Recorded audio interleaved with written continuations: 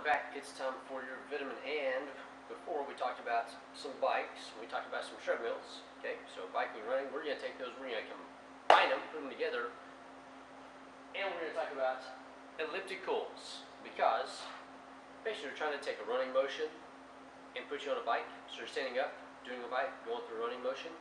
That's technically what an elliptical is, because they're trying to get you to where you're walking and running, but you don't have all the impact force. You don't have this stuff going on every time you take a step.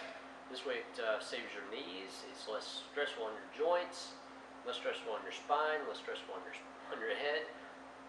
And this way, if you do have knee injuries, ankle injuries, things like that, you can get on one of these and pedal away and go, because some people don't like being on the bikes. This gives you a little different feel than the bike, and it's actually an elliptical motion, which is much more natural for your body to go through. There are, however, a couple of issues with these things over here. First off, you'll notice there's 3 different types of ellipticals here. There's a reason for that. They all have a different motion. They all have a pattern of movement. So you have to figure out which one works best for your body, because we all have different stride patterns. We all have different widths as far as our hips. So if you're going to be in different positions, so you got to figure out which one of these works best for you on that. And there's one other thing that you have to consider. With these, you got these 2 pedals going around, okay? Which means one leg can work more than the other, which will start to throw you off balance if you got one leg that's always doing the work and the other leg's just trying to drag them behind.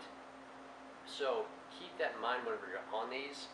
Make sure you're taking account of your strides and you're actually pushing with both feet.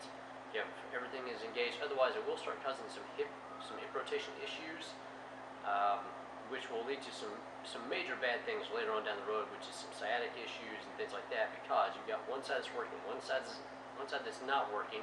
So first off, you're going to look lopsided, and then you're going to have some torsional issues with that.